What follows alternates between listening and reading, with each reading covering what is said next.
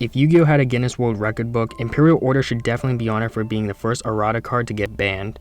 What's up, folks? Today we'll be talking about Imperial Order, both its pre-errated version and its current effect, and how it affected Yu-Gi-Oh in terms of both gameplay and card design. Without any more introductions, just sit back, relax, and enjoy the video. Now, when it comes to the pre-errata effect of Imperial Order, for all the new school players out there, just think of it as VFD but for spells.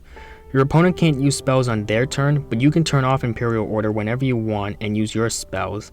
That effect made the card even more broken than in the one you already know, and if you didn't play when Imperial Order was worded like that, consider yourself lucky. The Duel Monsters era is known for the most broken cards ever, and Imperial Order is like up there with the top 10, also being with Painful Choice, Delinquent Duo, Pot of Greed, Pre-errata Chaos Emperor Dragon, etc, etc. To prove that Imperial Order is the top 10 most powerful DM card ever, just look back at the 2003 Yu-Gi-Oh! World Championship. Everyone in the top 16 played that card, most of them main decked it while some of them side decked it, just because of how good it was. Soon, on the August 2004 Forbidden list, they banned Imperial Order, but they eventually brought it back in 2017 by giving it an errata, to take away the effect where the controller can turn it off and has to pay life points no matter what. However, this didn't stop the card from being broken. As all of you know, in 2021, the card started to become a problem again because it made it harder to break boards for both control and combo decks. And soon, at the beginning of 2022, the TCG ultimately decided to ban Imperial Order once and for all. So, there you go. This should show you why Imperial Order is one of the most broken cards ever. It got banned, got an errata, but still ended up getting banned again. No other card in the history of Yu-Gi-Oh has ever done anything like that, and it makes Imperial Order one very special card. However, there are 3 questions some of you might have when it comes to the errata version of Imperial Order, and don't worry, I plan to answer those questions right here, right now. 1. Why did it get an errata? My best guess is at the time, Konami was experimenting with erratas and thought maybe that Imperial Order would be balanced if they made the life point cost mandatory. However, that's not what made the card broken to begin with. It was mainly just the fact that it can negate all spells on the field. So, Konami really messed up there, and I'm just glad they made up for it by banning it. 2. Why didn't they ban it back in 2021 when everyone wanted it to be banned?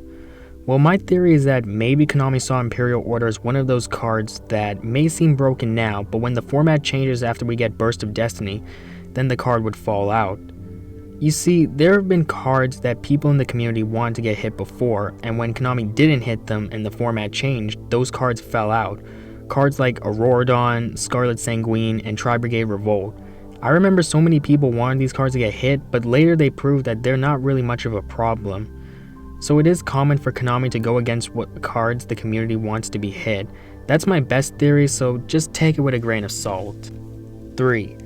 I think most people are wondering this, but why did it take so long for Imperial Order to become broken again?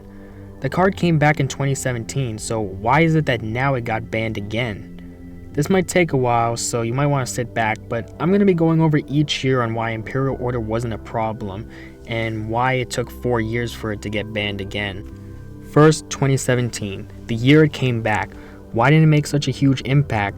Well, that's because during that time, Zodiac was the best deck, and all they had to do was just summon a Zodiac, make Dryden, and pop Imperial Order. So, Imperial Order really had no effect on that deck. Not only that, but we also had True Draco, who had Masterpiece, which just like Dryden can pop Order. Or you could just pop it with one of the True Draco spells. And after that, we then had Tier 0 Spiral, which had 3 ways of popping Imperial Order, either with Super Agent, Tough, or Sleeper. So when Imperial Order came back, there were many decks that were able to pop it without really using any spell cards. Then we had 2018, aka the worst year of Yu-Gi-Oh ever, aka the year of the FTKs. There was no need to play Imperial Order when you were just going to kill your opponent before they even got a chance to play. This was either with any of the Firewall FTKs, Pendulum FTK, TCG's Plant FTK, etc. I should also mention that there was Gogi/Dark Warrior decks, where they had different win conditions that didn't really require Imperial Order. There was the Extra Link board, which back then, there wasn't really any good spell cards of breaking that board because the Nightmare monsters protected the entire thing. Next was the Gumblar Hand Loop, which ripped out your entire hand with Gumblar Dragon, as well as the number 86 Rongo Myriad play, who was just hard to kill in general. And finally was the Azathoth lock, where they just locked you out of monster effects. So during 2018, you had many ways of killing your opponent before they even got a chance to play, meaning that Imperial Order was just unnecessary. Next, we have 2019, and the biggest reason why no one complained about Imperial Order back then was that Sky Strikers was one of the best decks at the time, and people needed a good way to counter them, and sometimes Anti-Spell just wasn't good enough. So during 2019, because one of the top decks played nothing but spells, Imperial Order was necessary to beat it. Now we have 2020, and just like 2018, Imperial Order was just unnecessary.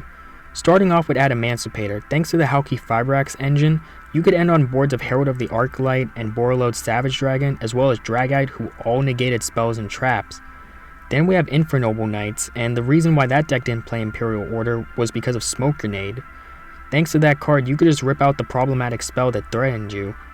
And finally, we have Virtual World, and thanks to VFD, who was able to lock your opponent out of monster effects entirely, just like Azathoth, there was no need to lock him out of spells too. So yeah, just like 2018, Imperial Order had no use. Finally, we get to 2021, where Imperial Order started to see play again, and for two reasons.